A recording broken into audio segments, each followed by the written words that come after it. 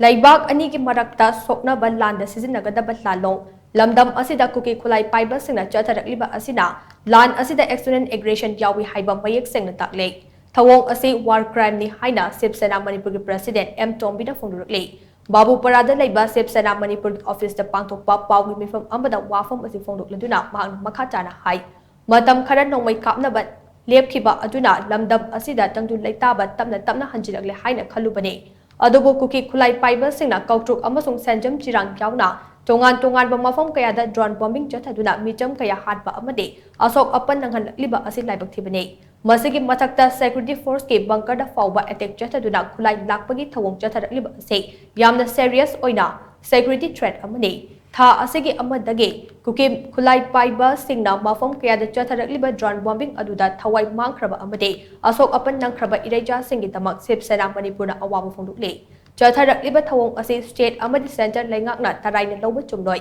asi yongna sophisticated oiba technology fawba sijinaduna aerial attack chatharaklaga lengak asina pambai leitabogum leidiba ase yamna ningba kainingai ni pumnamak ase komja inglising ani shubna nipan da matam adugi lengakna mari makhong thidoktana Myanmar da base chawba lalhoba singa suspension of operation chathanarambadagi thokpani haibada haiman bathokloi Sugi ground rule pumnamak khongoi naraba fawbada center na tumina yengduna lebikano makhoi ase Manipur machet tana thugaiduna tonganba administrative unit ama semgani haina pandam thamliba kangpuni oyakliba phibam asida yamna ningba kainingai oiribade drone sijinaduna micham kayagi thawai manghanliba lanthum kaya amang ata thogalliba Kuki khutlai paiba singbo phabagi mohutta security force singna khul ngakpa singda oina onsinduna fana bokoitan tanaba Isa ngakthok chanaba paidiba khulai fazin biba asina chingba thabak kaya ama leptana chathare ngasi khul ngakliba icha inaw singna khutta khulai paidiba ase painingduna paikiba ama janate matangna matamna yadabadagi paikibane khul ngakpa sing ase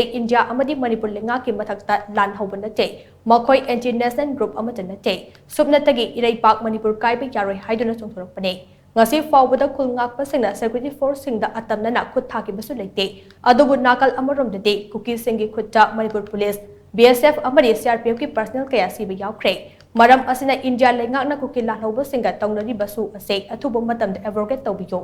India gi leimaida changsin laklaga Manipur thukaina bkhondarakliba anti national force sing asigi mathakta action lokhatpiyo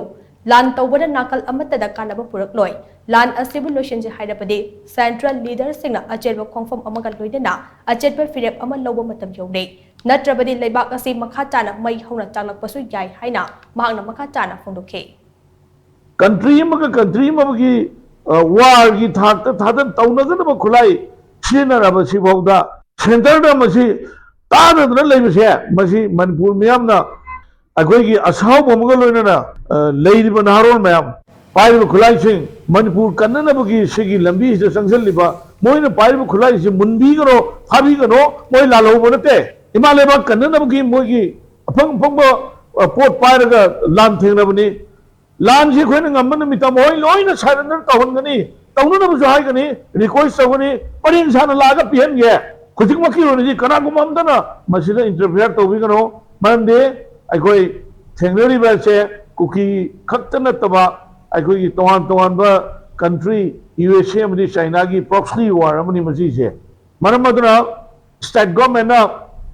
atumatamda hujiki akhoi gi drone dagi strike air strike torba asigi bomb thadori ba sigi pakhum se masi state government na masi atumatam na mosi maran gi matung na dandi bibam thoe loina